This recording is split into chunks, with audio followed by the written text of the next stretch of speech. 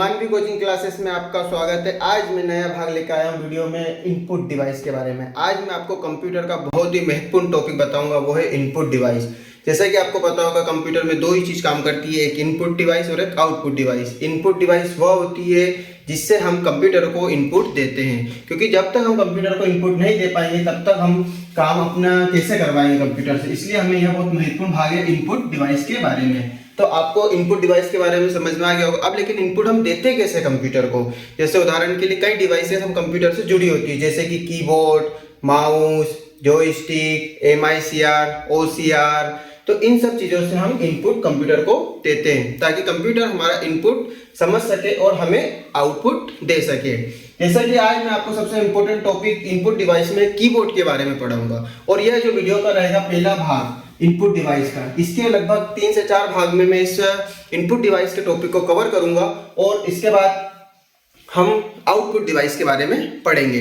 तो इस वीडियो में आप देखेंगे अभी कीबोर्ड के बारे में। तो जो कीबोर्ड होता है, कीबोर्ड के बारे में सब जानते हैं। कीबोर्ड, ये मेरा लेक्चर जो है थोड़ा सीपीसीटी एग्जाम, पटवारी एग्जाम, मतलब एमसीक्यू हाई लेवल टॉपिक को कवर करने के लिए इस वीडियो को बनाया है, ताकि आपका एग्जाम में अधिक से अधिक आपके क्वेश्चन आप अटेम्प्ट कर सकें। तो सबसे पहले जो टॉपिक आज रहेगा वो रहेगा कीबोर्ड। कीबोर्ड के बारे में सब जानते हैं, पर लेकिन कीबोर्ड की बारीकी के बारे में कोई नहीं जानता है। कीबोर्ड की खोज किसने करी थी, उसके वैज्ञानिक का नाम कई बार एग्जाम में पूछा जाता है। कौन से सन में करी थी वह एग्जाम में पूछा जाता है। कीबोर्ड में कितनी की होती है, कौन सी की को हम क्या बोलते हैं, आज ये सब चीजें हम टॉपिक कवर करेंगे। तो चलो आओ बच्चों, देखते हैं हम कीबोर्ड के बारे में। जो कीबोर्ड होता है यह एक इनपुट डिवाइस है। कैसी डिवाइस है? इनपुट डिवाइस है। इससे सिर्फ हम कंप्यूटर को इनपुट देने का काम करते हैं, और इसकी खोज सन 1868 में। कब बच्चों? सन 1868 में क्रिस्टोफर लेथम सोल्स के द्वारा। इस वैज्ञानिक का नाम आपको याद रखना है, क्रिस्टोफर लेथम सोल्स के द्वारा सन 1868 में इसकी खोज करी थी। इसमें जो की होती है लगभग 104 की होती है। कितनी की होती है? 104 एप्रोक्स है ये। लेकिन जब पहले कीबोर्ड बना था, सबसे पहले शुरुआत जब हुई थी, तब कीबोर्ड को हमने ABCD के रूप में क्रम के रूप में पूरी बटनों को जमा दिया था। तो वह समस्या को देखते हुए फिर क्वेरेटी कीबोर्ड का उपयोग करा था, जो कि मैं अभी आगे आपको बताऊंगा नेक्स्ट वीडियो में।